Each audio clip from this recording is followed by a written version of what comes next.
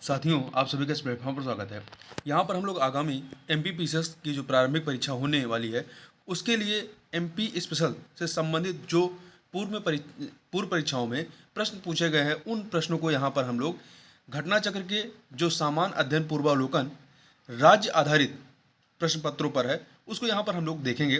तो आज के वीडियो में हम लोग एमपी पीसीएस से संबंधित ऐतिहासिक प्रदेश, राजनीतिक प्रदेश, आर्थिक प्रदेश, भौगोलिक प्रदेश और नदियां एवं जलप्रपात से संबंधित जो भी पूर्व में प्रश्न पूछे गए, उन सभी प्रश्नों को यहाँ पूरी व्याख्या के साथ हम लोग देखेंगे। तो चलिए प्रारंभ करते हैं। पहला प्रश्न है कि उदयगिरी की गुफाएं मध्य प्रदेश में या मध्य प्रदेश के कौन से जिले में है? तो ये आपके मध्य प्रदेश के बिरसा जिले में स्थित हैं। उदयगिरी की गुफाएं मध्य प्रदेश के बिरसा जिले में स्थित हैं। विदिशा से 4 किलोमीटर दूर स्थित उदयगिरी की गुफाएं 4वीं-5वीं सदी में निर्मित हैं। गुप्तकालीन इन गुफाओं की तोरण श्रृंखला अति सुंदर है। गुफा क्रमांक 5 में विष्णु को वराह अवतार में उत्कीर्ण किया गया है तथा भगवान विष्णु की विशालकाय मूर्ति विश्राम मुद्रा में यहाँ पर है। आगे बात करते हैं, मध्य प्रदेश में प्रागैतिहासिक शिलाचित्र कहाँ पाए जाते हैं? तो ये आपके भीमबेटका में पाए जाते हैं। और होशंगाबाद के निकट की गुफाओं, भोपाल के निकट भीमबेटका की कंदराओं तथा सागर के निकट पहाड़ियों से प्राप्त शैलचित्र जो है इसके क्या है? प्रमाण हैं। आगे चलते हैं और यहाँ ध्यान रखिए, प्रागैतिहासिक काल के मानव ने अपनी कलात्मक अभिरुचियों की भी अभिव्यक्ति की है, जिसके प्रमाण इन गुफाओं में बने हुए शैलचित्र हैं। आगे चलते हैं, जिब्राल्टर ऑफ इंडिया किस दुर्ग को कहा जाता है? तो ये ग्वालियर को कहा जाता है। मध्य प्रदेश के ग्वालियर दुर्ग को जिब्राल्टर ऑफ इंडिया कहा जाता है।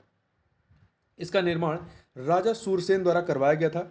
ग्वालियर के विशाल पहाड़ी दुर्ग में 5 द्वार, आलमगीर द्वार या आलमगीर दरवाजा, हिंडोला दरवाजा, गुजरी महल दरवाजा, चतुर्भुज मंदिर दरवाजा और हाथी पौंड दरवाजा ये स्थित हैं। मध्य प्रदेश में अवंती किसे कहा जाता है? तो उज्जैन को अवंती कहा जाता था। देखिए, उज्जैन का प्राचीनतम नाम जो है अवंतिका था। चेदी और अवंती मध्य प्रदेश के इतिहास से संबंधित महाजनपद थे। अवंती 2 प्रांतों में विभक्त था, उत्तरी अवंती जिसकी राजधानी उज्जैनी थी और दक्षिणी अवंती जिसकी राजधानी महिष्मती थी। मध्य प्रदेश के किस जिले में असीरगढ़ का किला स्थित है? तो ये आपका खंडवा में स्थित है। ठीक है, देखिए प्रश्नकाल ये 1996 का क्वेश्चन है। उस समय असीरगढ़ का किला जो है खंडवा जिले में स्थित था। अगस्त 2003 में खंडवा जिले को विभाजित कर बुरहानपुर जिले का गठन किया गया। अतः अब यदि परीक्षा में प्रश्न पूछा जाएगा तो असीरगढ़ का किला जो है मध्य प्रदेश के बुरहान जिले में स्थित है और यह उत्तर दिशा में नर्मदा व ताप्ती नदियों के बीच स्थित है।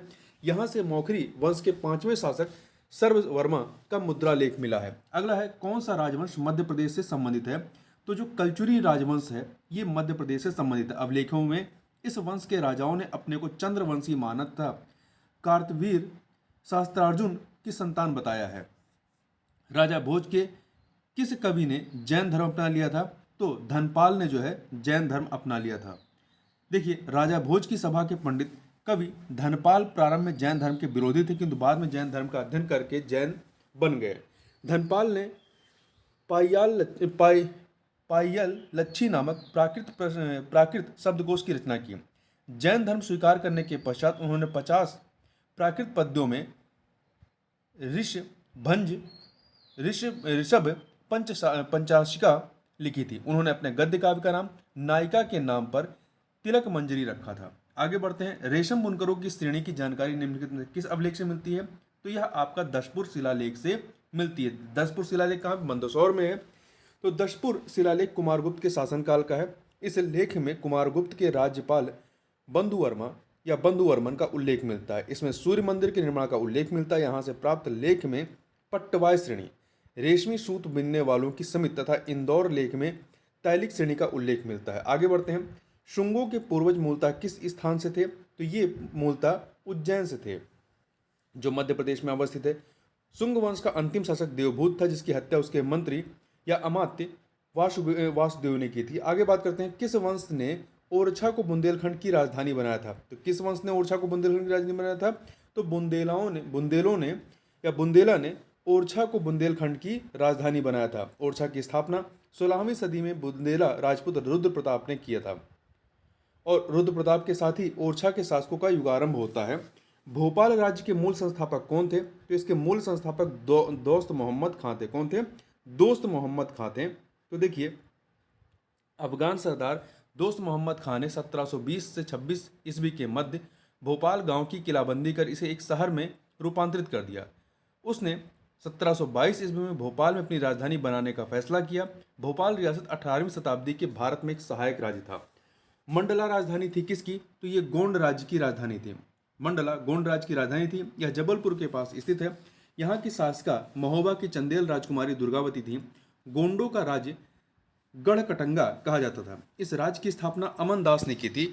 अमन दास ने, देखिए, 1564 ईस्वी में अकबर के सेनापति आसफ खान ने इसे विजित कर अपने साम्राज्य में मिला लिया था। ग्वालियर राज्य की स्थापना किसने की थी? तो ग्वालियर राज्य की स्थापना महादजी सिंधिया ने की थी। महादजी सिंधिया ने की थी। मराठा संघ के अंतर्गत ग्वालियर राज्य की स्थापना 18वीं शताब्दी के प्रारंभ में राणोजी सिंधिया द्वारा की गई थी। महादजी सिंधिया के अंतर्गत ग्वालियर राज्य उत्तर भारत में नेतृत्वकारी भूमिका में आ सका। तो इसलिए यहाँ पे निकटतम जो माना जाएगा वो महादजी सिंधिया को मान लिया गया है। वैसे तो राणोजी सिंधिया यदि ऑप्शन में होते तो राणोजी सिंधिया माना जाता। आगे बात करते हैं, राजा वीर सिंह देव की राजधानी कहाँ थी? तो इनकी राजधानी गहोरा में। कहाँ पर? गहोरा में थी। तो राजा वीर सिंह देव ने गहोरा को अपनी राजधानी बनाया। गहोरा नगर चारों ओर से पर्वतों से घिरा था। मध्य पूर्व विंध्य के बघेल शासकों का पहला स्वाधीन राज्य गहोरा में स्थिर हुआ था, जो रेवा पठार के तलहट में स्थित था। इसका भट्टा गहोरा या भट्टगोर नाम भी मिलता है। भट्ट भर जाति का, भट्ट जो है भर जाति का धोतक प्रतीत होता है। प्रारंभ में भर यहाँ के शासक थे जिनकी राजधानी कलिंजर में थी और बघेल भरों के सेवक थे। अगला है, निम्नलिखित वाक्यों पर विचार कीजिए। मांडू धार जिले में है। तो यहाँ देखिए दो वाक्य हैं, इनको देखना बताना है कि कौन सा सही है। मांडू धार जिले में है और दूसरा मांडू में हिंडोला महल है। तो दो के दोनों कथन यहाँ पर सत्य हैं। तो डी ऑप्शन। मांडू मध्य प्रदेश के धार जिले में है और हिंडोला महल मांडू में स्थित है। हिंडोला महल का शाब्दिक अर्थ होता है झूलती जगह। इस महल का उपयोग मुख्य रूप से दरबार के रूप में किया जाता था, जहां बैठकर राजा अपनी प्रजा की समस्याओं को सुनते थे। मांडू निम्नलिखित में से किससे संबंधित है? तो ये जो है आपका रानी रूपमती से संबंधित है। मांडू मध्य प्रदेश के धार जिले में स्थित है। मांडू में रानी रूपमती का मंडप स्थित है। रानी रूपमती मालवा के अंतिम स्वाधीन अफगान सुल्तान बाज बहादुर की प्रेमिका थी। वह सुंदर थी, अत्यंत सुंदर थी। जब अकबर के सेनानायक आदम खां के नेतृत्व में मुगल सेनाओं ने मालवा पर आक्रमण किया, तब बाज बहादुर पराजित होकर भाग गया और रूपमती को बंदी बना लिया गया। रूपमती के सौंदर्य पर मुग्ध होकर के आदम खान ने उसे अपनी प्रेमिका बनाना चाहा, किंतु रूपमती ने विष पीकर प्राण त्याग दिया। बाज बहादुर और रूपमती का मकबरा सारंगपुर मालवा में एक तालाब के मध्य में बना हुआ है। आगे बात करते हैं, मांडू विजय दक्षिण विजय की कुंजी था। यह किसने कहा था? तो यह अमीर खुसरो ने कहा था। आगे बढ़ते हैं, मांडू के जहाज का निर्माण निम्नलिखित में से किस शासक ने करवाया था?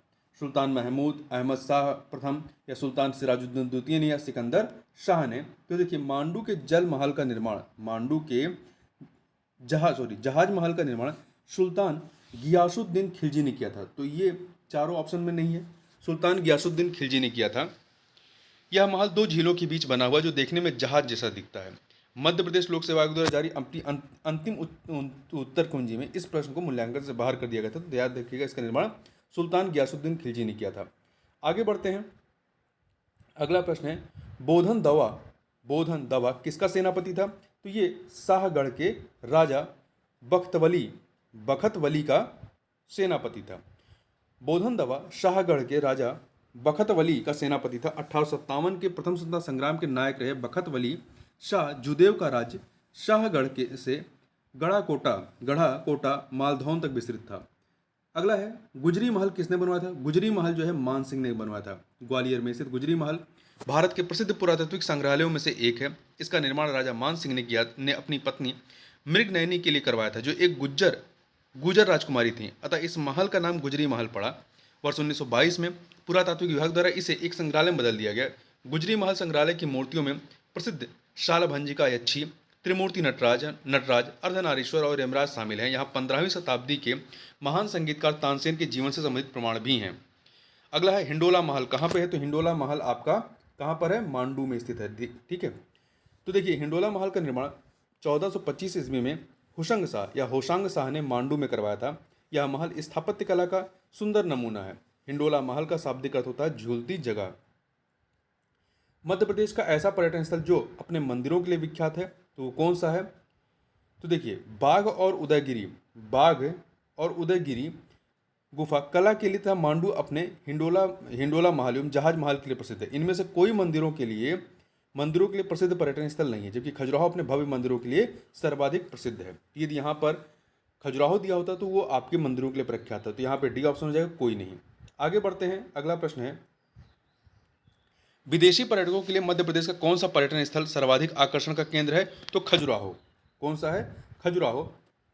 देखिए, मध्य प्रदेश के छतरपुर जिले में स्थित खजुराहो में चंदेल वंशी राजाओं ने 10वीं से 12वीं शताब्दी तक अनेक सुंदर तथा भव्य मंदिरों का निर्माण करवाया था, जो पूर्व मध्ययुगीन वास्तु एवं तक्षण कला का उत्कृष्ट उदाहरण प्रस्तुत करते हैं। यहाँ का कंदरिया महादेव का मंदिर सर्वश्रेष्ठ है और जैन मंदिरों में पार्श्वनाथ मंदिर प्रसिद्ध है। यहाँ पर देवी देवताओं की मूर्तियों के साथ साथ कई दिक्पालों, गणों, अप्सराओं एवं पशु पक्षियों की बहुसंख्यक मूर्तियाँ प्राप्त होती हैं, जो अत्यंत कलापूर्ण एवं आकर्षक हैं एवं जिन पर संभवतः तांत्रिक विचारधारा का प्रभाव दिखाई पड़ता है। अंतर्राष्ट्रीय ख्याति प्राप्त खजुराहो में नागर शैली के भव्य मंदिर निर्मित हैं। यह दैनिक वायु सेवा से जुड़ा हुआ है। आगे बात करते हैं, खजुराहो के मंदिर किस जिले में स्थित है? तो ये मध्य प्रदेश के छतरपुर जिले में स्थित है। मध्य प्रदेश के पर्यटन स्थल का नाम बताइए जो अंतर्राष्ट्रीय ख्याति प्राप्त है और दैनिक वायु सेवा से जुड़ा है, तो खजुराहो आपका। आगे बात करते हैं, खजुराहो के मंदिर को बनाने वाले कौन से परिवार के राजा थे? तो चंदेल वंश के थे, ये चंदेल वंशीय राजा थे। आगे चलते हैं, अगला प्रश्न है कि कौन सा पर्यटन स्थल मूर्तिकला का तीर्थ कहलाता है? तो खजुराहो को कहा जाता है। देखिए, यहाँ के विश्व प्रसिद्ध मंदिरों का निर्माण चंदेल शासकों द्वारा 950 से 1050 ईस्वी के मध्य करवाया गया था।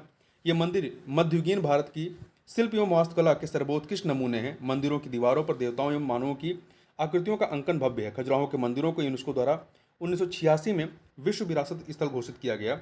भारत में सबसे बड़ा बौद्ध स्थल कहाँ स्थित है? तो सांची में अवस्थित है। इसका निर्माण अशोक ने करवाया था। सांची को पूर्व में काकड़ाद बोट श्री पर्वत आदि नामों से जाना जाता था। सोनगिरी के प्रसिद्ध जैन मंदिर मध्य प्रदेश के किस जिले में स्थित है? तो ये आपका दतिया जिले में, मध्य प्रदेश के दतिया जिले में स्थित है। यहाँ देखिए, यहाँ 100 से अधिक मंदिर हैं। आगे बात करते हैं, उज्जैन स्थित महाकाल का मंदिर किस नदी के किनारे स्थित है? तो ये क्षिप्रा नदी के किनारे स्थित है, क्षिप्रा नदी के। तो क्षिप्रा नदी के पूर्वी तट पर स्थित है। उज्जैन का महाकाल ज्योतिर्लिंग भगवान शिव के 12 ज्योतिर्लिंगों में से एक है। 1842 ईस्वी के बुंदेला विद्रोह में प्रमुख भागीदारी देने वाले राजा हृदय शाह किस स्थान के जमींदार थे? तो ये हीरापुर के जमींदार थे। कहाँ के थे?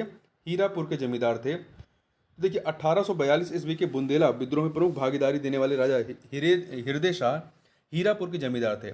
नरहुत के ठाकुर राव विजय बहादुर और चंद्रपुर के ठाकुर जवाहर सिंह के साथ बुंदेला विद्रोह में इन्होंने महत्वपूर्ण भूमिका निभाई थी। 1857 के प्रथम स्वतंत्रता संग्राम में भोपाल के किस वीर ने बहादुरीपूर्ण मुख्य संघर्ष कर बलिदान दिया था? तो फाजिल मोहम्मद खान।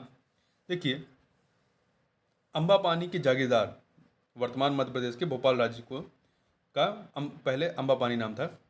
तो अंबापानी के जागीरदार नवाब फाजिल मोहम्मद खान ने 1857 के प्रथम स्वतंत्रता संग्राम में अंग्रेजों के विरुद्ध नेतृत्व संभाला था। निम्न में से कौन सा कथन मध्य प्रदेश में स्वतंत्रता आंदोलन के संबंध में असत्य है? तो देखिए, पहला, ख्वाजा एवं भीमा नामक भील नेता थे जिन्होंने ब्रिटिश सत्ता के विरुद्ध संघर्ष किया, सही है। स्वतंत्रता सेनानी शंकर शाह गढ़ा मंडला राज्य के थे, ये सही है। रामगढ़ के जुझार सिंह के पुत्र देवनाथ सिंह ने ब्रिटिश सत्ता के विरुद्ध संघर्ष किया था, ये गलत है। और वहीं सिपाही बहादुर सरकार की स्थापना इंदौर में की गई थी, तो ये भी गलत है। देखिए, यहाँ पे व्याख्या पढ़ लेते हैं।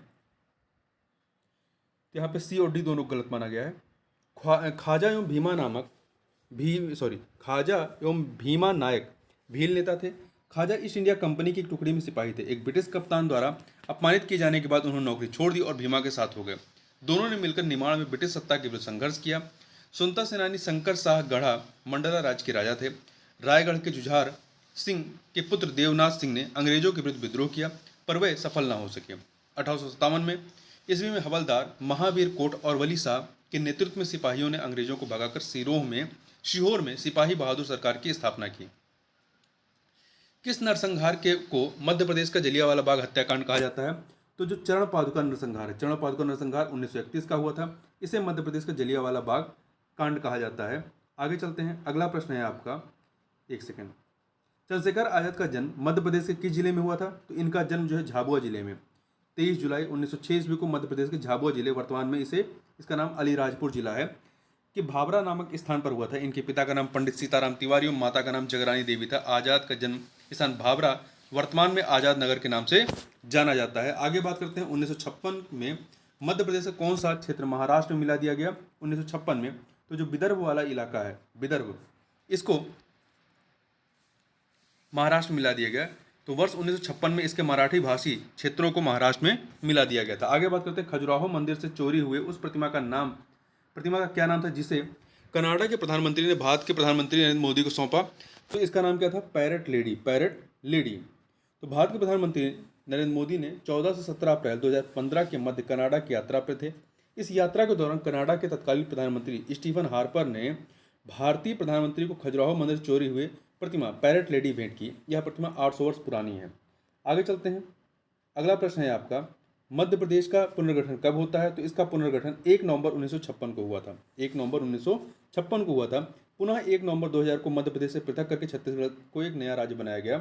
मध्य प्रदेश राज्य का गठन कब हुआ था? तो इसका गठन 1 नवंबर 1956 को। मध्य प्रदेश दिवस कब मनाया जाता है? तो 1 नवंबर को मनाया जाता है। 1 नवंबर को मनाया जाता है। मध्य प्रदेश में विधानसभा की कार्रवाई का सही क्रम क्या है? सही क्रम क्या है? तो देखिए, सबसे पहले क्या होता है? शपथ या प्रतिज्ञान होता है, फिर राज्यपाल का अभिभाषण होता है, इसके बाद मंत्रियों का परिचय होता है, फिर निधन संबंधी उल्लेख होता है। तो 3241 बी ऑप्शन। आगे चलते हैं, एक सेकेंड। अगला प्रश्न है, मध्य प्रदेश में छत्तीसगढ़ के गठन के पश्चात कितने जिले हैं? तो कितने जिले हैं? 45। 1 नवंबर 2000 को छत्तीसगढ़ राज्य के गठन के पश्चात मध्य प्रदेश में जिलों की संख्या 45 थी। बाद में समय समय पर नए जिले गठित किए गए। वर्तमान में 52 जिले थे और फिर बाद में मार्च 2023 में मऊगंज को 53वां जिला बनाने की घोषणा की गई है। तो वर्तमान में कितने हो गए? 53। तो नया सबसे कौन सा लेटेस्ट है? मऊगंज है। मध्य प्रदेश में जिलों की संख्या कितनी है? तो आप अब कितना रखेंगे? 53 रखेंगे। ठीक है। आगे बात करते हैं। अगला है, मध्य प्रदेश के किस संभाग में सबसे अधिक जिले हैं? तो इंदौर संभाग में। देखिए, मध्य प्रदेश में कुल 10 संभाग हैं। इंदौर संभाग में कुल 8 जिले हैं। 8 जिले हैं। उज्जैन संभाग में 7 जिले हैं।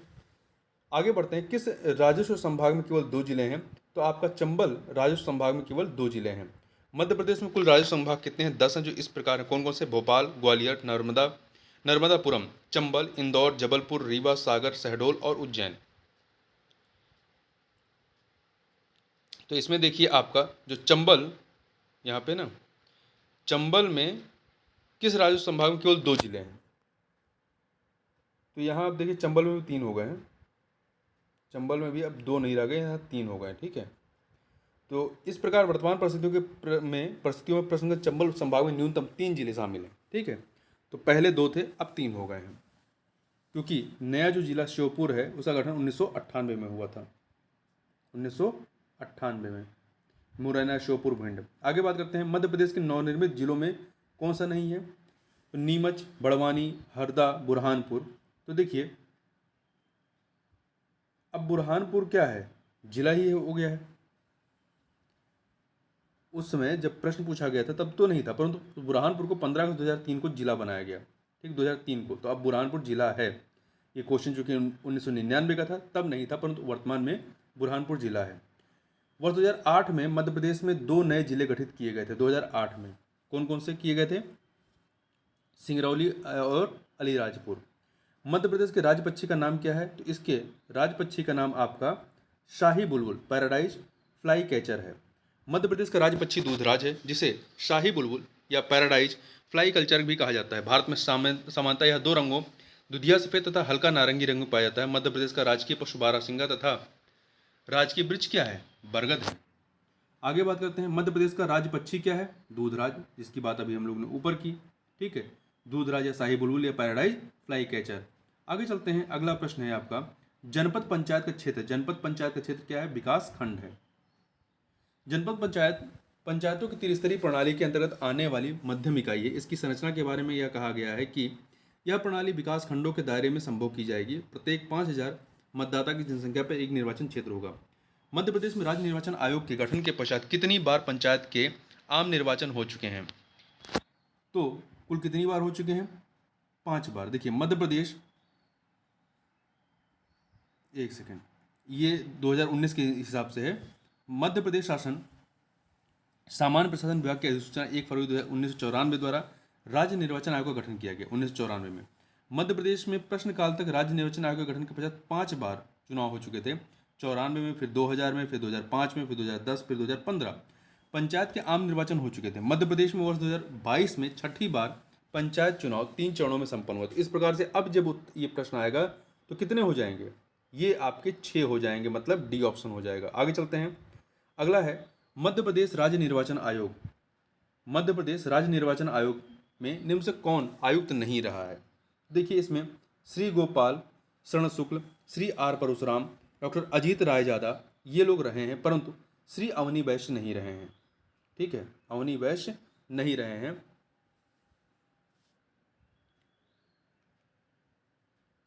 आगे चलते हैं। निम्नलिखित में से कौन सा नगर जिला मुख्यालय नहीं है? तो कटनी, कवर्धा, सीहोर है, परंतु इटारसी नहीं है। इटारसी भारत का एक महत्वपूर्ण रेलवे स्टेशन जो मध्य प्रदेश के होशंगाबाद जिले की तहसील है। होशंगाबाद का जिला मुख्यालय होशंगाबाद है, ना कि इटारसी है। निम्नलिखित में से कौन मध्य प्रदेश का राज्यपाल नहीं रहा है? तो देखिए डॉक्टर बलराम जाखड़, श्री रामेश्वर ठाकुर, डॉक्टर भाई महावीर ये लोग रहे, परंतु न्यायमूर्ति अंशुमान सिंह नहीं रहे हैं। ठीक है। निम्नलिखित में से कौन मध्य प्रदेश के कार्यवाहक राज्यपाल नहीं रहे हैं? तो देखिए justice N D. Ojha, justice P B. Dixit, justice G P. Singh ये लोग रहे, परंतु जस्टिस जी.डी. दीक्षित ये नहीं रहे हैं राज्यपाल। आगे बात करते हैं कौन मध्य प्रदेश के राज्यपाल नहीं थे। तो इसमें देखिए आपका श्री के.सी. रेड्डी, श्रीमती सरला ग्रेवाल, श्री एच.वी. पाटस्कर ये थे, परंतु श्री गोविंद नारायण सिंह ये राज्यपाल नहीं रहे हैं। आगे चलते हैं। ये देखिए जो गोविंद नारायण थे ये राज्यपाल नहीं थे, बल्कि 30 जुलाई 1967 से 12 मार्च 1969 तक मुख्यमंत्री रहे। वर्तमान में मध्य प्रदेश के राज्यपाल कौन है? श्री मंगू भाई छगन भाई पटेल। आगे बात करते हैं मध्य प्रदेश के निम्नलिखित राज्यपालों में से कौन हरियाणा के मुख्यमंत्री रहे हैं? तो डॉक्टर भगवत दयाल शर्मा। डॉक्टर भगवत दयाल शर्मा जो हैं ये हरियाणा के मुख्यमंत्री रहे और यहाँ के राज्यपाल भी रहे हैं एमपी के। तो ये हरियाणा के मुख्यमंत्री के पहले मुख्यमंत्री थे। डॉक्टर भगवत दयाल शर्मा हरियाणा के पहले मुख्यमंत्री थे 1 नवंबर 1966 से लेकर के 23 मार्च 1967 तक, और इसके बाद ये 30 अप्रैल 1980 से 14 मई 1984 तक मध्य प्रदेश के राज्यपाल थे। आगे बात करते हैं मध्य प्रदेश के प्रथम मुख्यमंत्री कौन थे? तो पंडित रविशंकर शुक्ल थे, और प्रथम राज्यपाल पट्टाभी सीतारमैया थे। पट्टाभी सीतारमैया। मध्य प्रदेश के प्रथम मुख्यमंत्री निम्नलिखित में से कौन थे? तो ऊपर हम लोगों ने देखा रविशंकर शुक्ल थे। मध्य प्रदेश की प्रथम महिला मुख्यमंत्री कौन थी? तो उमा भारती थी। कौन थी? उमा भारती थी। आगे बात करते हैं उत्तर प्रदेश। एक सेकंड। मध्य प्रदेश में नगर पालिकाओं, एक सेकंड, तो देखिए उमा भारती जो थी ये मध्य प्रदेश की पहली महिला मुख्यमंत्री थी, और उनका कार्यकाल 8 दिसंबर 2003 से लेकर के 23 अगस्त 2004 तक इनका कार्यकाल रहता है। वीरेंद्र कुमार शखलेचा के पश्चात मध्य प्रदेश के मुख्यमंत्री कौन बने थे? तो सुंदरलाल पटवा बने थे। वीरेंद्र कुमार शखलेचा ये 18 जनवरी 1978 से लेकर के 19 जनवरी 1980 तक रहते हैं। इसके पश्चात मध्य प्रदेश के मुख्यमंत्री सुंदरलाल पटवा बनते हैं, जो कि 20 जनवरी 1980 से लेकर के 17 फरवरी 1980 तक रहते हैं। निम्नलिखित में से कौन मध्य प्रदेश का मुख्यमंत्री नहीं रहा है? तो देखिए इसमें श्री प्रकाश चंद्र सेठी, श्री गोविंद नारायण सिंह, श्री डी.पी. मिश्रा ये मुख्यमंत्री रहे, परंतु श्री बी.सी. शुक्ल जो हैं ये मुख्यमंत्री नहीं रहे हैं। ठीक है। आगे बात करते हैं निम्नलिखित में से कौन मध्य प्रदेश के मुख्यमंत्री नहीं रहे हैं? तो देखिए हमने अभी ऊपर वाले प्रश्न में देखा श्री बी.सी. शुक्ल जो है ये यहाँ के मुख्यमंत्री नहीं थे। तो राजा नरेश चंद्र सिंह, श्री गोविंद नारायण सिंह तथा श्री मंडलोई ये यहाँ के मुख्यमंत्री रह चुके हैं। निम्नलिखित में से किसने सर्वाधिक समय तक मुख्यमंत्री के रूप में सेवा की? तो दिग्विजय सिंह ने सर्वाधिक समय तक मुख्यमंत्री के रूप में सेवा की थी। देखिए अब यहाँ पर क्या है, ये प्रश्न है आपका 2008 का। अब के हिसाब से यदि इसका थोड़ा सा देखें तो यहाँ पर आपका जब प्रश्नकाल था उस समय दिग्विजय सिंह थे, सर्वाधिक समय तक दिग्विजय सिंह रहते हैं। दिग्विजय सिंह 2 कार्यकाल था इनका, 7 दिसंबर 1993 से लेकर 1 दिसंबर 1998 तक, फिर 1 दिसंबर 1998 से 7 दिसंबर 2003 तक। परंतु यदि वर्तमान में देखेंगे तो सर्वाधिक समय तक मुख्यमंत्री रहने का जो रिकॉर्ड है यहाँ पे वो किसके पास है? शिवराज सिंह चौहान, जो वर्तमान में मुख्यमंत्री हैं। ये 19 नवंबर 2005 से लेकर के 12 दिसंबर 2008 तक 18 तक इस पद पर रहे। इसके बाद फिर से 23 मार्च 2020 को उन्होंने पुनः मुख्यमंत्री पद की शपथ ली और वर्तमान में भी मुख्यमंत्री हैं। 1 नवंबर 2000 को मध्य प्रदेश की विभाजन के समय मुख्यमंत्री कौन थे? तो दिग्विजय सिंह थे। कौन थे? दिग्विजय सिंह थे। मध्य प्रदेश की पिछली विधानसभा 2014 से 2018 के अध्यक्ष कौन थे? तो उस समय अध्यक्ष थे डॉक्टर सीतासरन शर्मा। सीतासरन शर्मा। वर्तमान में जो है, वर्तमान में कौन है? गिरीश गौतम है। वर्तमान में मध्य प्रदेश की विधानसभा के अध्यक्ष कौन है? तो ध्यान रखिएगा, वर्तमान की यदि बात करें तो वर्तमान में गिरीश गौतम है। मध्य प्रदेश के निम्नलिखित मुख्यमंत्रियों में से कौन मध्य प्रदेश विधानसभा में नेता प्रतिपक्ष के पद पर नहीं रहे हैं? तो देखिए, आपका दिग्विजय सिंह और मोतीलाल वोरा, ये दोनों लोग जो है विधानसभा में नेता प्रतिपक्ष नहीं रहे हैं। वीरेंद्र कुमार सखलेचा और श्यामचरण शुक्ल ये लोग रहे हैं। आगे बात करते हैं, मध्य प्रदेश में विधानसभा सीटों की संख्या कितनी है? तो वर्तमान में 230 सीटें हैं। कितनी है? 230 सीटें, जिसमें 148 सीटें सामान्य, 35 सीटें अनुसूचित जाति की तथा 47 सीटें अनुसूचित जनजाति की हैं। तो यहाँ पर अनुसूचित जनजाति की सीटें एससी से ज़्यादा हैं। मध्य प्रदेश विधानसभा चुनाव 2013 में कितनी महिलाएं निर्वाचित हुई थी? 2013 में कितनी हुई थी? तो 28 हुई थी। अब जो लेटेस्ट आंकड़े हैं नए चुनाव के, उनकी बात करें तो देखिए,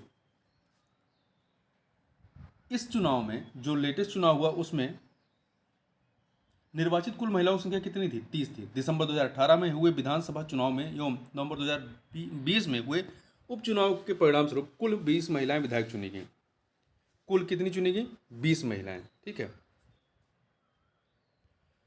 तो वर्तमान में कितनी है? 20 है। आगे चलते हैं, वर्ष 2017 में मध्य प्रदेश से राज्यसभा की एक सीट पर हुए उपचुनाव में इनमें से कौन सी महिलाएं निर्वाचित हुई थी? तो ये 2017 की बात है, ये अब नहीं पूछेगा।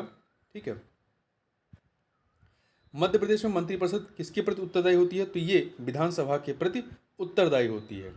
मध्य प्रदेश में जिला सरकार के अधिकार किसको दिए गए हैं? जिला सरकार के अधिकार जो हैं वो जिला योजना समिति को दिए गए। 1 अप्रैल 1999 से मध्य प्रदेश में जिला सरकारों ने कार्य करना प्रारंभ किया।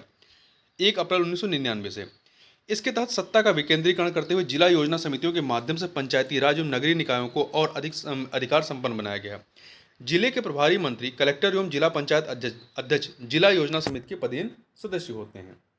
आगे बात करते हैं, अगला प्रश्न है, मध्य प्रदेश में नगर पालिकाओं में अनुसूचित जनजातियों हेतु स्थानों के आरक्षण का प्रावधान भारत के संविधान के निम्नांकित में से किस अनुच्छेद के अंतर्गत किया गया है? तो ये 243 ना 1 में, 243 ना 1 में किया गया है। अगला है, किस प्रावधान के अंतर्गत मध्य प्रदेश लोक सेवा आयोग का गठन किया गया है? तो राज्य पुनर्गठन अधिनियम 1956 की धारा 118(3) के तहत किया गया है। आगे चलते हैं, देखिए, 1 नवंबर 1956 को संविधान के अनुच्छेद 315 तथा राज्य पुनर्गठन अधिनियम 1956 की धारा 118(3) के तहत राष्ट्रपति के आदेश द्वारा मध्य प्रदेश लोक सेवा आयोग का गठन किया गया। मध्य प्रदेश राज्य निर्वाचन आयोग का गठन किया गया 1 फरवरी 1994 को। कब किया गया? 1 फरवरी 1994 को किया गया। और एन बी लोहनी प्रथम निर्वाचन आयुक्त एवं प्रकाश चंद्र जो थे वो प्रथम सचिव बने थे। आगे चलते हैं, अगला प्रश्न है आपका कि मध्य प्रदेश जिला योजना समिति अधिनियम किस वर्ष पारित किया गया? 1995 में पारित किया गया था। इसे 19 मई 1995 को राज्यपाल की सहमति प्राप्त हुई और 23 मई 1995 को मध्य प्रदेश के गजट में प्रकाशित किया गया। अप्रैल 1997 में मध्य प्रदेश के एक प्रमुख आदिवासी नेता कांग्रेस छोड़कर बहुजन समाज पार्टी में गए। ये 1997 का बात है, तो ये अब नहीं पूछेगा। तो उस समय उत्तर क्या था? अरविंद नेताम। निम्न से कौन सा दल ना तो मान्यता प्राप्त राष्ट्रीय दल है ना ही मध्य प्रदेश राज्य के लिए मान्यता प्राप्त है? तो Bahujan Samaj party, Samajwadi party, communist party of India, ये आपके इनको कुछ को राष्ट्रीय दल का, कुछ को मध्य प्रदेश का दर्जा दिया गया है, मध्य प्रदेश राज्य का, परंतु इसमें गोंडवाना गणतंत्र पार्टी ये शामिल नहीं रही है। आगे चलते हैं, निम्न कथनों पर विचार कीजिए। 3 कथन दिए गए हैं, बताना है कौन सा सही है। तो मध्य प्रदेश के बारे में, जिला पंचायत अध्यक्ष जो होता है वो अप्रत्यक्ष निर्वाचन से निर्वाचित होता है, सही है। पंचायती राज में 50% सीटें महिलाओं के लिए आरक्षित हैं, सही है। सरपंच प्रत्यक्ष निर्वाचन से निर्वाचित होता है। 3 के तीनों कथन यहाँ पर सही हैं। आगे चलते हैं, अगला प्रश्न है मध्य प्रदेश, अगला जो प्रश्न है आपका, मध्य प्रदेश राजकोषीय उत्तरदायित्व एवं बजट प्रबंधन अधिनियम किस वर्ष पारित किया गया? तो ये 2005 में, कब पारित हुआ था? 2005 में पारित हुआ था। वर्ष 2017 में इसे संशोधित किया गया। इसके अंतर्गत वर्ष 2005 के अधिनियम की धारा 9 में संशोधन करके उपधारा 2 के पश्चात उपधारा 3 जोड़ा गया। मध्य प्रदेश के वार्षिक बजट में सबसे अधिक आय का स्रोत क्या है?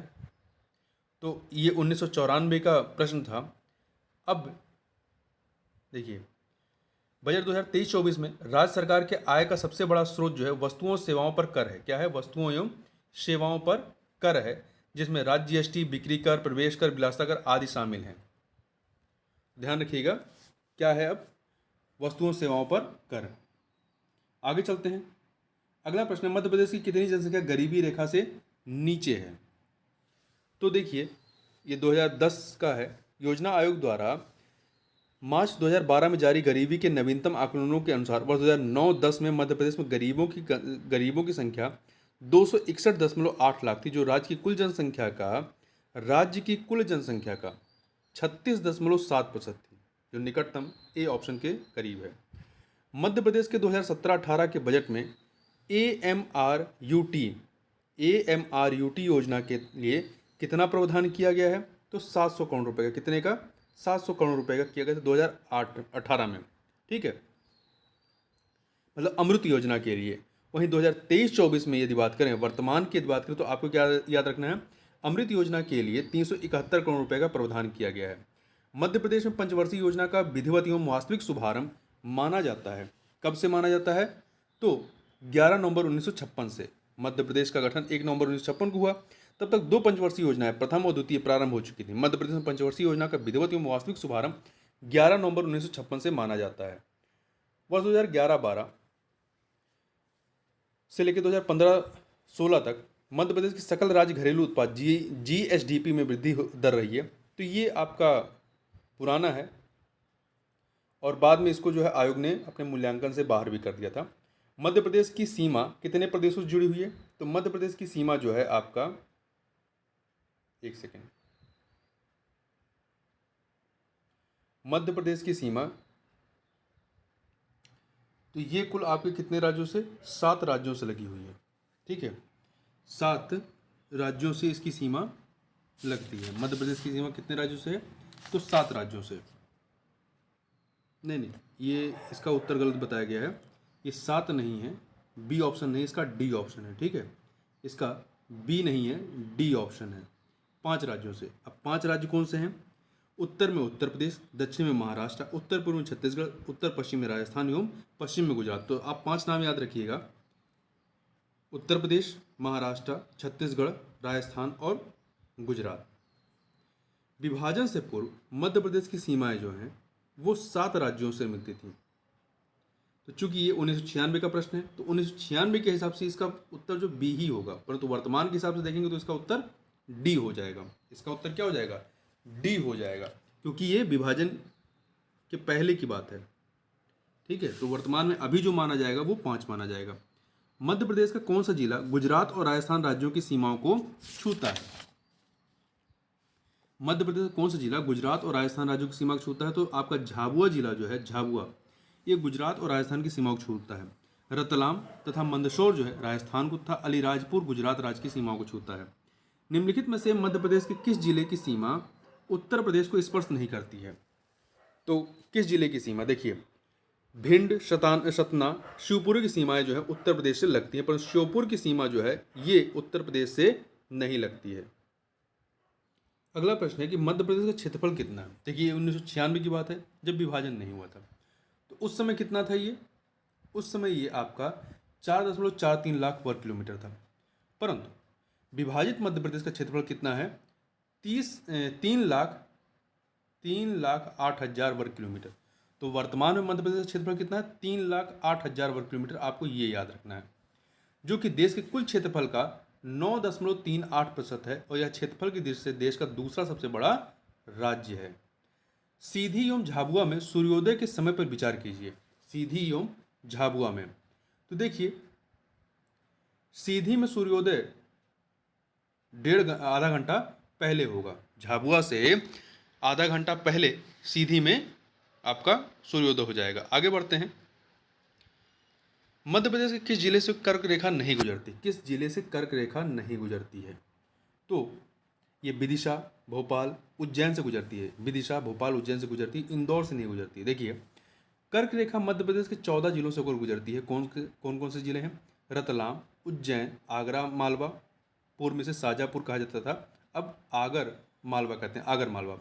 राजगढ़, सीहोर, भोपाल, विदिशा, रायसेन, सागर, दमोह, जबलपुर, कटनी, उमरिया और शहडोल, जबकि इंदौर से होकर नहीं गुजरती है।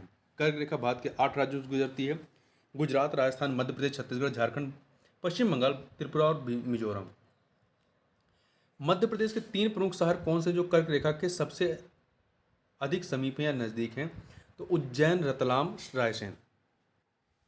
मध्य प्रदेश में कर्क रेखा जिन जिलों के अत्यंत नज़दीक से गुजरती है उसमें शहडोल है, जबलपुर, रायसेन, विदिशा, आगर मालवा, उज्जैन एवं रतलाम है। निर्यात उत्कृष्ट शहर में मध्य प्रदेश के कौन से 2 शहर शामिल हैं? तो इसमें देवास और इंदौर शामिल हैं। देवास फार्मास्यूटिकल उत्पाद के लिए, इंदौर सोया मिल तथा सोया उत्पाद हेतु। मध्य प्रदेश के निम्नलिखित स्थानों में से कौन सा एक 80 डिग्री पूर्वी देशांतर पर या उसके निकटतम स्थित है? तो आपका जबलपुर स्थित है। जबलपुर। भूवैज्ञानिक दृष्टि से मध्य प्रदेश भाग है किसका? तो ये गोंडवाना लैंड का भाग है, गोंडवाना लैंड का। आगे चलते हैं। मध्य प्रदेश का कौन सा क्षेत्र गोंडवाना कहलाता है? तो आपका दक्षिण पूर्वी क्षेत्र जो है, दक्षिण पूर्वी क्षेत्र, ये गोंडवाना कहलाता है। ठीक है, आगे चलते हैं। किन जिलों का समूह बुंदेलखंड क्षेत्र में आता है? तो आपका टीकमगढ़, दमोह, छतरपुर। टीकमगढ़ हो गया, छतरपुर और दमोह। देखिए, बुंदेलखंड पठारी क्षेत्र का विस्तार मध्य भारत के पठार के पूर्व दिशा में या पठार ग्रेनाइट नीच से निर्मित है। इसके अंतर्गत टीकमगढ़, छतरपुर, दतिया, दमोह, सागर और पन्ना जिले तथा उत्तर प्रदेश राज्य के झांसी, जालौन, बांदा, हमीरपुर, महोबा, चित्रकूट एवं ललितपुर आदि जिले आते हैं। तो जो एमपी के आते हैं उन जिलों के नाम याद रखिएगा। टीकमगढ़, छतरपुर, दतिया, दमोह, सागर और पन्ना। चंबल घाटी मध्य प्रदेश के किस भौतिक विभाग में स्थित है? तो चंबल घाटी मध्य भारत पठार में, किसमें है? मध्य भारत पठार में स्थित है। चंबल घाटी मध्य प्रदेश के मध्य भारत पठार में स्थित है। मध्य भारत पठार बुंदेलखंड पठार के पश्चिम में स्थित है। इस क्षेत्र में चंबल, काली सिंध और पार्वती आदि नदियां बहती हैं। मध्य भारत पठार की ऊंचाई लगभग 450 मीटर है। इस क्षेत्र में शिवपुरी, मुरैना और ग्वालियर जिले स्थित हैं। अगला है, 2 कथन दिए गए हैं, बताना है कौन सही है। पहला, मध्य प्रदेश के मालवा पठार में सूती वस्त्र मिलों की स्थापना की गई। सही है। मालवा पठार काली मिट्टी से आवृत है जो कि कपास के लिए काफ़ी अच्छी होती है। तो 2 के दोनों कथन यहाँ पर सही है। मालवा के पठार मुख्यतः काली मृदा पाई जाती है। इसे रेगुर मिट्टी कपास उत्पादन हेतु प्रमुख होती है कहा जाता है। इसे एक अन्य नाम काली कपासी भी कहा जाता है। इस मिट्टी में नाइट्रोजन, पोटास, ह्यूमस की आदि की कमी होती है। मध्य प्रदेश के मालवा पठार में सूती वस्त्र मिलों की स्थापना प्रमुख रूप से की गई थी। वर्ष 1907 में Indore Malwa United mills limited शहर की पहली सूती कपड़ा मिल की स्थापना की गई थी। मध्य प्रदेश की जलवायु के संबंध में निम्नलिखित में से कौन सा कथन सही नहीं? तो देखिए, मध्य प्रदेश की जलवायु राज्य के मध्य से गुजरने वाली कर्क रेखा से प्रभावित है। सही है। ग्वालियर गर्म ग्रीष्मकाल के साथ उपोष्णकटिबंधीय जलवायु का एक उदाहरण है। सही है। मध्य प्रदेश में अरब सागर की शाखा और बंगाल खाड़ी की शाखा दोनों से वर्षा होती है। सही है। राज्य की लगभग 50% वर्षा दक्षिण पश्चिम मानसून से प्राप्त होती है। ये कथन आपका गलत है। तो देखिए, एक सेकेंड, अगला प्रश्न है कि मध्य प्रदेश की जलवायु किस प्रकार की? तो मध्य प्रदेश की जलवायु जो है वो आपकी मानसून प्रकार की जलवायु है। ठीक है, यहाँ 3 प्रमुख मौसम है, ग्रीष्म, मानसून और शीत। सामान्य तौर पर मध्य प्रदेश के पश्चिमी भागों की तुलना में पूर्वी भाग जो है वो अधिक गर्म है। आगे बात करते हैं मध्य प्रदेश की जलवायु कैसी है? तो अभी हमने ऊपर बात की, मानसूनी है। मध्य प्रदेश के किस भाग में वार्षिक तापांतर अधिक होता है? तो ये आपका उत्तरी भाग में वार्षिक तापांतर अधिक होता है। मध्य प्रदेश का उत्तरी भाग में वार्षिक तापांतर अधिक है। राज्य के दक्षिणी भागों की तुलना में उत्तरी भागों में तापमान कम रहता है। मध्य प्रदेश में ग्रीष्म ऋतु में औसत तापमान क्या होता है? बढ़ता है दक्षिण से उत्तर की ओर जाने पर, दक्षिण से उत्तर की ओर जाने पर बढ़ता है। राज्य के दक्षिणी भागों की तुलना में उत्तरी भागों में तापमान कम रहता है। आगे बात करते हैं। देखिए, मध्य प्रदेश की उत्खाद भूमि या बैडलैंड परिणाम है किसका? तो अवनालिका अपर्दन का। किसका है? अवनालिका अपर्दन का है ये। आगे चलते हैं, अगला है, इसी व्याख्या पहले देख लें। मध्य प्रदेश की उत्खाद भूमि बैडलैंड अवनालिका अपर्दन का परिणाम है। मध्य प्रदेश के भिंड, मुरैना और ग्वालियर, राजस्थान के कोटा, उत्तर प्रदेश के आगरा, इटावा, जालौन आदि क्षेत्रों में अवनालिका अपर्दन के कारण उत्खाद भूमि का निर्माण हुआ है। भोपाल बसा हुआ है कहाँ पर? तो 5 पहाड़ियों पर। यहाँ की जलवायु सम है। 11वीं सदी में भोजपाल एवं अनंतर भोपाल नामक इस नगर को परमार वंश के राजा भोज ने बसाया था। यह नगर बहुरंगी तस्वीर प्रस्तुत करता है, जो प्राच्य एवं आधुनिक परंपरा का मिश्रित शहर है।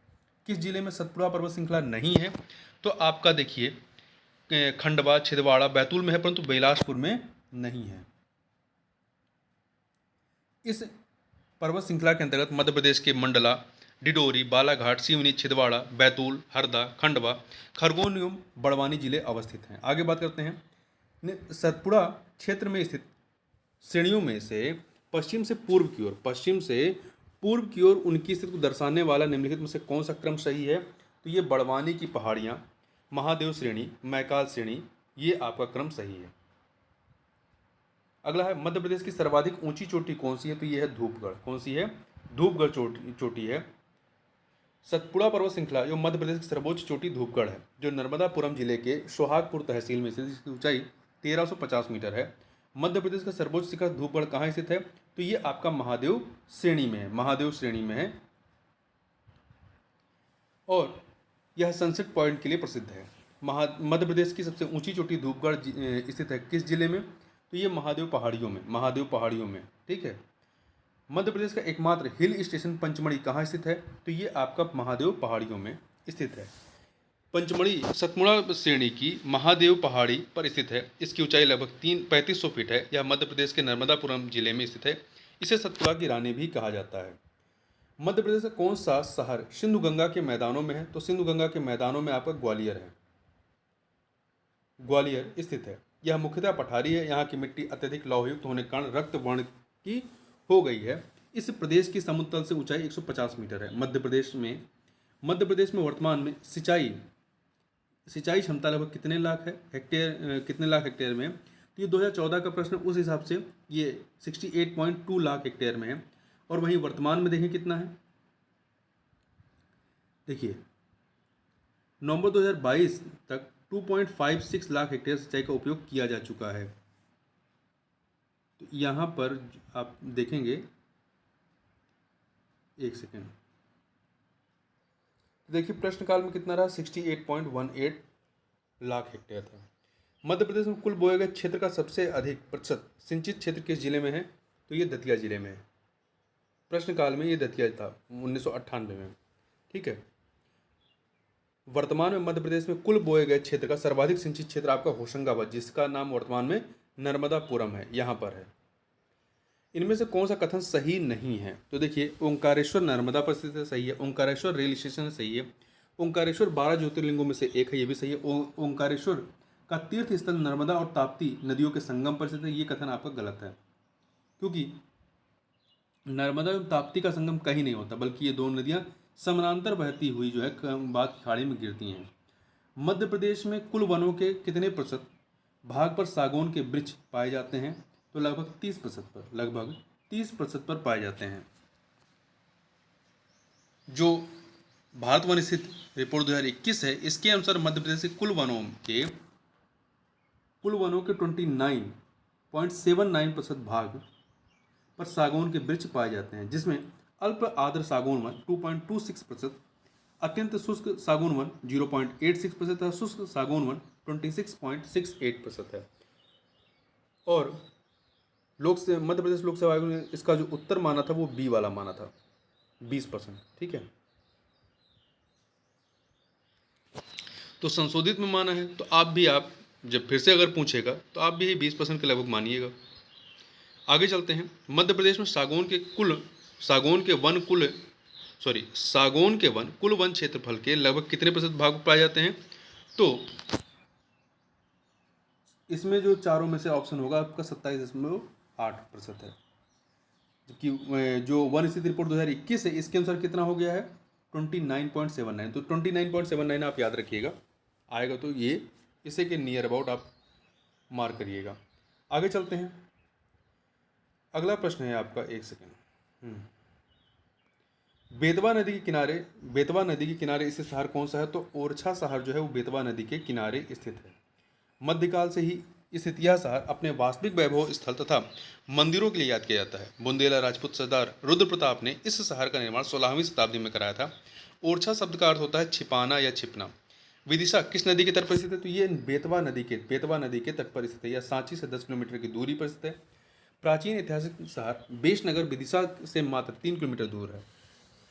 बेशनगर शहर के समाप्त होने पर पश्चिम की तरफ बेतवा नदी के किनारे 7वीं शताब्दी में एक नए शहर भेल स्वामिन का उदय हुआ, जो कि भिलसा या भिलासा का अपभ्रंश है। अगला है, किस नदी का उद्गम बैतूल में है? तो ताप्ती नदी का। मध्य प्रदेश के बैतूल जिले के मुल्ताई नगर के समीप सतपुड़ा के दक्षिण में 724 मीटर की ऊंचाई से निकलती है ताप्ती नदी। यह नदी पूर्व से पश्चिम की ओर बहती हुई अंततः खंबात की खाड़ी अरब सागर में गिरती है। निम्न नदी अरब सागर में गिरती है कौन सी? तो आपकी ताप्ती नदी, ताप्ती नर्मदा, ये जो है आपकी अरब सागर में गिरती है। ताप्ती नदी का उद्गम और अंत कहाँ है? तो उद्गम इसका बैतूल है और अंत कहाँ पे? खंबात की खाड़ी में। ताप्ती नदी का उद्गम स्थल कौन सा जिला है? तो ये आपका बैतूल जिले से निकलती है। किस नदी की घाटी गहरी खड्ड भूमि के लिए विख्यात है? तो आपकी चंबल जो नदी है, तो सी ऑप्शन। चंबल नदी मध्य प्रदेश में मालवा पठार में महू के निकट निकलती है और उत्तरमुखी होकर के एक महाखड्ड से बहती हुई राजस्थान में कोटा पहुंचती है, जहां इस पर गांधी सागर बांध बनाया गया है। चंबल अपनी उत्खात भूमि वाली भू आकृति के लिए प्रसिद्ध है, जिसे चंबल खड्ड कहा जाता है। अगला है, चंबल नदी का उद्गम कहाँ से होता है? तो ये आपका महू जिले से होता है। पश्चिमी मध्य प्रदेश की यह प्रमुख नदी है। यह इंदौर जिले के महू के निकट, महू जिला नहीं है, इंदौर जिले के निकट इंदौर जिले के महू के निकट जाना पाव पहाड़ी से निकलकर उत्तर पूर्व की ओर मध्य प्रदेश के धार, उज्जैन, रतलाम, मंदसौर जिलों में बहती है। चंबल नदी का उद्गम स्थान किस जिले में है? तो ये इसका कहाँ पर है? इंदौर में। इंदौर के पास महू है, वहाँ से। नर्मदा नदी का उद्गम स्थल कहाँ पे है? तो नर्मदा का उद्गम अमरकंटक से है। नर्मदा नदी शहडोल जिले में विंध्याचल पर्वत श्रेणी की मैकाल पर्वतमाला की सबसे ऊंची चोटी अमरकंटक से निकलकर भड़ोच के निकट खंबात की खाड़ी में गिरती है। निम्न से कौन सी नदी मध्य प्रदेश में नहीं बहती है? तो महानदी, नर्मदा, ताप्ती बहती है, परंतु कृष्णा नदी यहाँ पर नहीं बहती है। ठीक है। नर्मदा नदी की मध्य प्रदेश में कुल लंबाई कितनी है? तो नर्मदा नदी की मध्य प्रदेश में कुल लंबाई 1077 किलोमीटर। कितनी है? 1077 किलोमीटर है। ठीक है। आगे बढ़ते हैं। मध्य प्रदेश की कौन सी नदी बंगाल की खाड़ी में गिरती है? तो देखिए, आपकी जो महानदी है ये जाकर के बंगाल की खाड़ी में गिरती है। पहले ये देखिए 1994 का प्रश्न है, तो उस समय छत्तीसगढ़ का बंटवारा नहीं हुआ था एमपी का। अब ये क्या है? अभी ये महानदी जो है एमपी में नहीं है बल्कि छत्तीसगढ़ में है। आगे चलते हैं। अगला प्रश्न है, नर्मदा और ताप्ती के अतिरिक्त मध्य प्रदेश की नदियाँ जो हैं वो क्या होती हैं? दूसरी नदियों में जाकर के मिल जाती हैं।